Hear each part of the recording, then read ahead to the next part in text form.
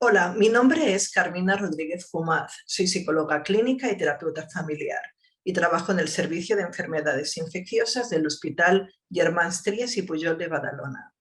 Querría hablarles hoy sobre la depresión y la ansiedad en las personas que viven con la infección por VIH, mayores de 50 años, las consecuencias asociadas a ello y cómo podemos intervenir en este campo. En primer lugar, tenemos que tener siempre en cuenta que la prevalencia de la sintomatología ansioso-depresiva es elevada en las personas que tienen VIH, así como también lo es en cualquier otra población que vive con un proceso de enfermedad crónica, como en el campo de la oncología, como en problemas cardiovasculares, etc. Muchos estudios indican que las personas mayores tienen una mayor probabilidad de presentar este tipo de sintomatología. Eso es debido a diferentes factores. Por una parte, tenemos que el hecho de envejecer por sí solo ya implica una mayor presencia de aislamiento social, una mayor pérdida de una serie de vínculos con nuestro entorno afectivo, una pérdida de nuestro rol social al dejar de tener nuestra profesión o una actividad laboral activa, etc. Junto a ello, unimos el estigma del envejecimiento en sí, que tenemos desgraciadamente en nuestra sociedad, y también el estigma asociado a la infección. Por todo ello, por todos estos factores, las personas que envejecen con la infección pueden ser más vulnerables a presentar este tipo de sintomatología. Si existe esta sintomatología, hay unas claras consecuencias sobre la salud de las personas. Estas consecuencias pueden manifestarse de manera directa o indirecta. De manera directa es a través de una serie de conductas de no cuidado de la salud. Hemos de pensar que cuando una persona tiene un proceso depresivo o una ansiedad elevada generalizada, a menudo deja de pensar en sí misma de una manera sana. Podemos encontrarnos entonces un abandono del seguimiento del cuidado de su salud en cuanto a no atención a citas médicas, falta de adherencia al tratamiento, no seguir una alimentación adecuada, no llevar a cabo unos hábitos de salud buenos, aumentar el consumo de sustancias tóxicas, el tabaquismo, el alcohol, etc. Esto digamos que serían consecuencias directas a través del comportamiento de la persona.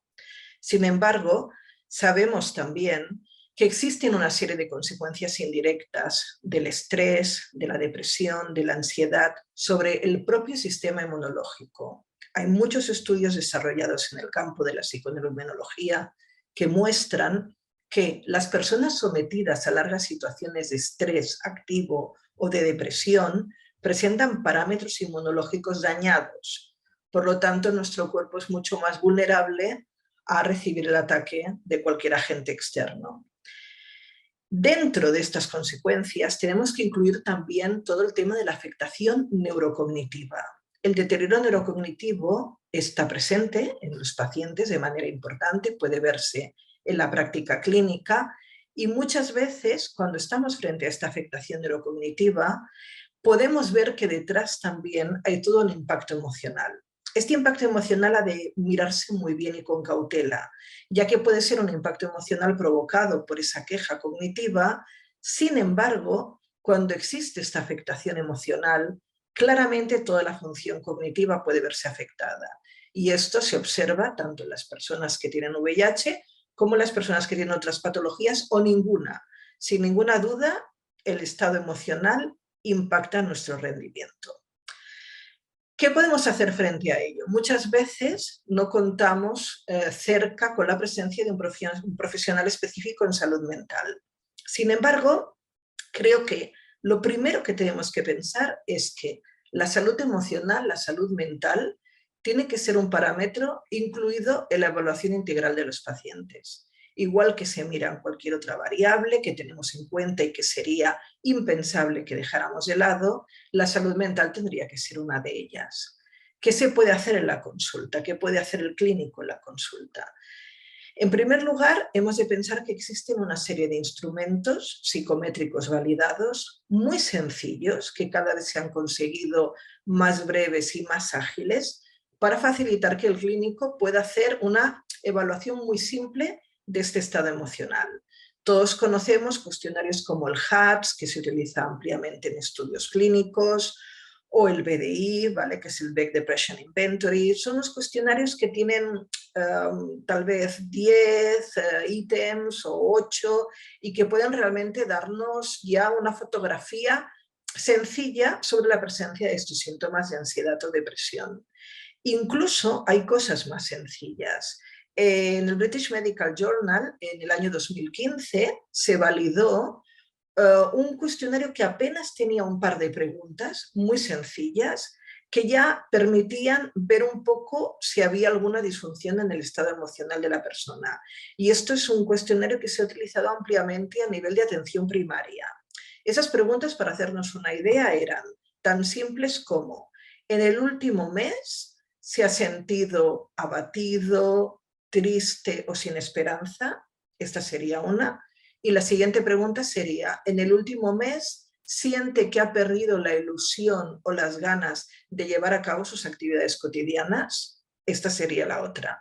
Es decir, con un par de preguntas muy sencillas, sin nada elaborado, ya podemos tener una información sobre qué está pasando. Naturalmente es muy importante que el clínico abra un espacio en la consulta utilizando un lenguaje cercano, un lenguaje de juicio, un lenguaje cariñoso, para que la persona pueda expresar alguna dificultad que haya. Muy a menudo los pacientes no refieren estas dificultades porque tampoco se abre ese espacio. Y muchas veces el clínico no abre ese espacio porque tampoco sabe muy bien qué va a poder ofrecer luego, porque muchas veces el profesional se siente solo porque es difícil disponer de recursos de salud mental, ¿no?, al alcance para ofrecer a los pacientes, desgraciadamente. Pero en ocasiones abrir ese pequeño espacio ya permite que la persona pueda compartir lo que le está pasando. Si en ese momento se detecta la presencia de sintomatología ansioso-depresiva, creo que es importante colocarlo en 3 escenarios distintos. En el primer escenario, sobre qué podemos hacer, sería una sintomatología de carácter leve, que vemos que no constituye una limitación importante en la vida de la persona. Si vemos esto, simplemente podemos establecer un diálogo de acompañamiento de la persona, que la persona pueda hacer una ventilación emocional, que pueda haber una escucha activa y se pueden hacer sugerencias que se ha visto que impactan de manera positiva en el bienestar emocional de la persona, como es pues, la práctica de ejercicio físico, sobre todo al aire libre, el contacto con la naturaleza, el mantener una dieta y una alimentación equilibradas y sanas, el intentar eliminar ciertos hábitos que pueden ser tóxicos, el que la persona se vincule de alguna manera a alguna red social que le rodee, aumentar tal vez, por ejemplo, el voluntariado social. Es decir, se pueden hacer muchas sugerencias que puedan, digamos, estimular esta parte emocional que está quedando un poco en maltrecho, ¿no? Luego tendríamos otro escenario de intervención, que es que claramente observemos que ya hay una sintomatología que está causando un problema importante y severo. Si nosotros vemos, por ejemplo, que la persona refiere lo que podría ser un trastorno de depresión mayor, evidentemente tenemos que actuar. Y para actuar lo que sería necesario es activar una derivación a centros de salud mental, pero mientras tanto el clínico tal vez puede prescribir un fármaco. Puede prescribir un fármaco, una primera elección, ¿no?, un primer paso que se da, un fármaco antidepresivo, si es sintomatología depresiva, o un fármaco más de carácter ansiolítico para una ansiedad, si es una ansiedad ya descontrolada, ¿no?, que esté impidiendo que la persona pueda hacer sus actividades cotidianas de manera adecuada. Este sería un segundo escenario. El tercer escenario sería un escenario en el cual realmente, a través de esa puerta que nosotros hemos hecho de apertura para que el paciente pueda expresar cómo se siente, aparecen ya ideas o expresiones emocionales realmente muy severas, como puede ser la ideación suicida. En muchas ocasiones puede haber una ideación suicida poco elaborada, que nos parezca, bueno, que no existe realmente un peligro inminente, pero considero que cualquier ideación suicida, aunque sea muy leve para nosotros, aunque parezca una idea juguetona que está discurriendo por la mente de la persona, nunca tiene que ser dejada de lado. Entonces, en el caso de que esto suceda, de nuevo reactivar que la persona pueda acceder a un servicio de salud mental y, si es necesario, acudir directamente a urgencias de psiquiatría. Es decir, tendríamos estos 3 escenarios y estos 3 escenarios se podrían abrir si dentro de la práctica clínica creamos este pequeño espacio de diálogo con el paciente. Y este pequeño espacio de diálogo con el paciente puede hacerse o bien de manera espontánea, sin el uso de ningún cuestionario por en medio, que forme parte de la entrevista clínica, o bien podemos acostumbrarnos a, como he dicho anteriormente, ya que recogemos toda una serie de parámetros referentes a la patología más orgánicos o tradicionales o convencionales que nos acompañan de manera frecuente y que nunca se cuestionan, también podemos incluir pues el parámetro de la evaluación de estos síntomas de ansiedad y depresión.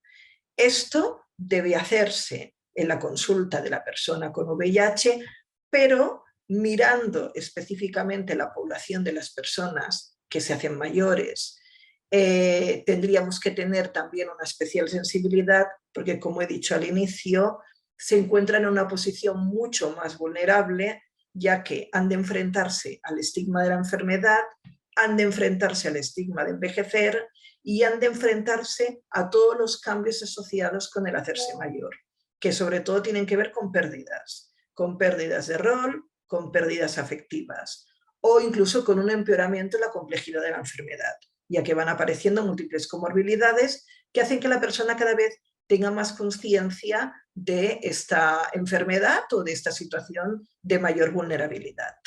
Y estos serían los principales mensajes a enviar. 1. Importancia de la detección de estos síntomas, ya que son frecuentes y más frecuentes a medida que te estás haciendo mayor. 2. Que hay unas claras consecuencias, tanto directas como indirectas, en la salud de la persona. 3. Que desde nuestra posición podemos hacer muchas cosas, trabajando hábitos o activando mecanismos de atención de salud mental. Y 4. Espero que este mensaje pues, le haya sido favorable y positivo. Y eso es todo. Muchas gracias por su atención.